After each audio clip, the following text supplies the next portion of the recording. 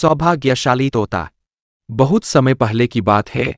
एक छोटे से गांव के पास एक सुंदर जंगल था।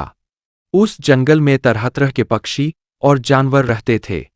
उन्हीं पक्षियों में एक अनोखा तोता भी रहता था, जिसका नाम चिरकू था। चिरकू को लोग सौभाग्यशाली तोता के नाम से जानते थे, क्योंकि जहां भी वह जाता, वहां कोई न कोई चमत्कार हो जाता या किसी की किस्मत बदल जाती। गांव के लोग मानते थे कि अगर चिरकू उनके घर आ जाए तो उनके जीवन में सुख और समृद्धि आ जाती है। चिरकू हमेशा खुश रहता और अपनी मधुर आवाज में गाने गाता।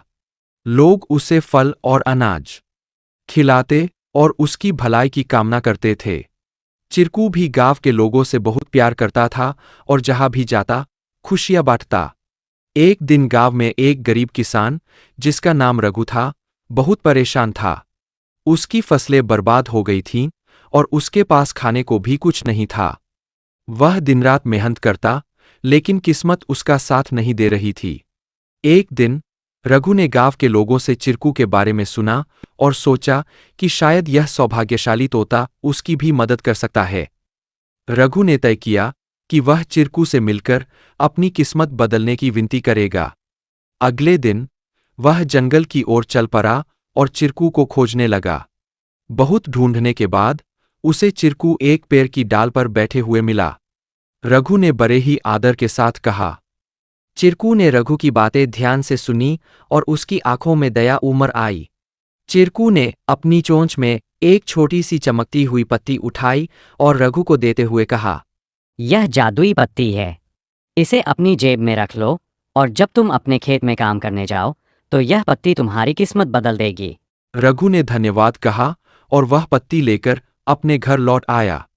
अगले दिन वह अपने खेत में काम करने के लिए गया। जैसे ही उसने खेत में जुताई शुरू की, अचानक से बारिश होने लगी।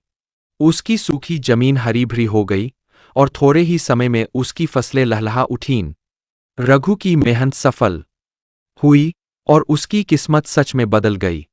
अब रघु के पास भरपूर अनाज था और वह फिर से खुशहाल जीवन जीने लगा। उसने गांव के लोगों को चिरकू की बुद्धिमानी और उसके द्वारा दी गई जादुई पत्ती के बारे में बताया। सभी लोग चिरकू की प्रशंसा करने लगे और उसे और भी अधिक प्यार देने लगे। लेकिन चिरकू ने रघु को एक बात कही थी। याद रखना, यह पत्ती सिर्फ तुम्हारी मेहनत का साथ देगी। अगर तुम मेहनत करना छोड़ दोगे तो यह भी अपना जादू खो देगी। रघु ने चिरकू की बात समझ ली और कड़ी मेहनत जारी रखी। धीरे धीरे उसकी स्थिति पहले से बहुत बेहतर हो गई।